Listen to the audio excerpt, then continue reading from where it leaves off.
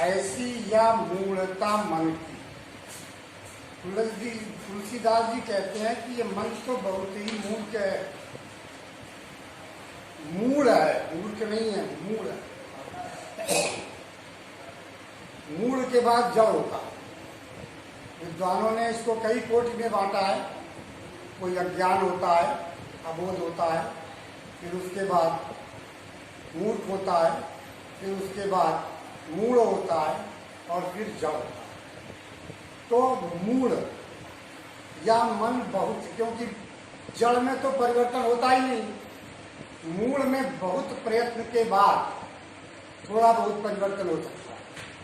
तो इतिहास में ऐसे अनेक उदाहरण हैं कि कई बार दुष्ट व्यक्ति भी सज्जन बन गए हैं, इसलिए तुलसीदास जी ने मूढ़ शब्द कर दिया। हे प्रभु, हमारा मन तो बहुत ही मूढ़ है, बार बार समझाने के बाद भी इस मन से माया मोह विकार जाते ही नहीं, समाप्त ही नहीं होते। परिहरि राम भगत सुर सरिता आस करत उस कमिति। राम की भक्ति रूपी पावन गंगा को छोड़कर, सुर सरिता माने गंगा, राम की भक्ति रूपी पावन गंगा को छोड़कर आस करत उस कमिति।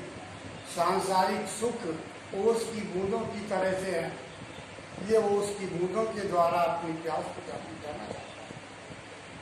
कहीं से ओस की बूंदों से किसी की प्यास बुझती है, अगर थोड़ी सी 2-4 बूंदें पी भी ली जाए तो उनसे प्यास और भड़क सकती है, बढ़ जाती है, समाप्त नहीं।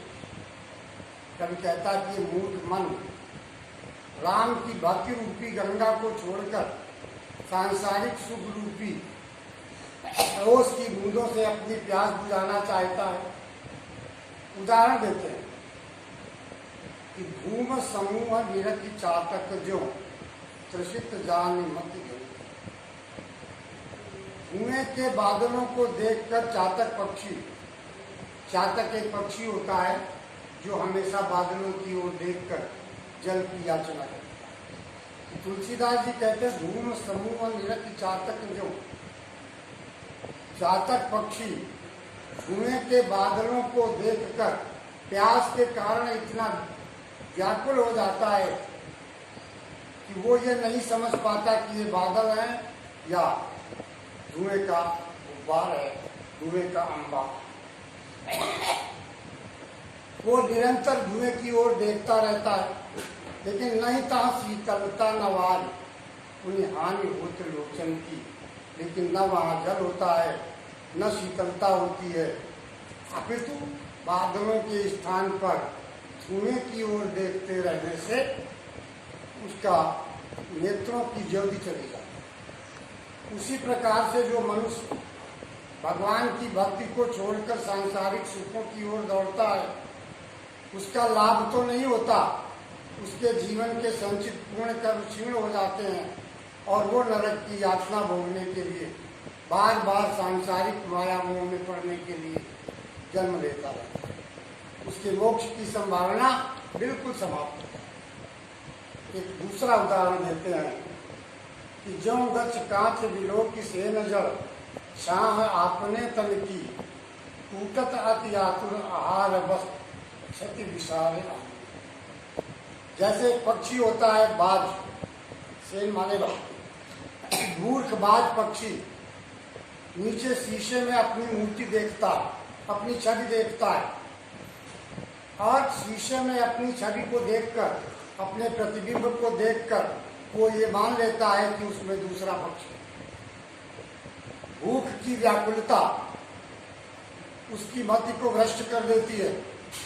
इसी प्रकार से जब सांसारिक सुखों को पाने की लालसा मनुष्य के मन को भ्रमित कर देती है तो वो अच्छे और बुरे का विवेक भूल जाता है और बुराइयों की ओर खिंचता चला जाता है। ये जानते हुए कि भी उसका नुकसान होगा, उसकी हानि होगी, लेकिन फिर भी वो उसी की तरह आकर्षित है। जैसे एक बाज पक्षी शीशे में अपना प्रतिबिंब देखकर उसे दूसरा पक्षी समझता है और टूटत अति आतुर आहार आहार माने भोजन, आतुर माने व्याकुल, भूख से व्याकुल होकर उसके ऊपर आक्रमण कर देता है। ये भूल जाता है कि शीशे से टकराकर उसका मुंह टूट जाता है। क्षति विसारे आनंद की, अपने मुख की हानि को भूलकर उस पर वो चोंच मारता है।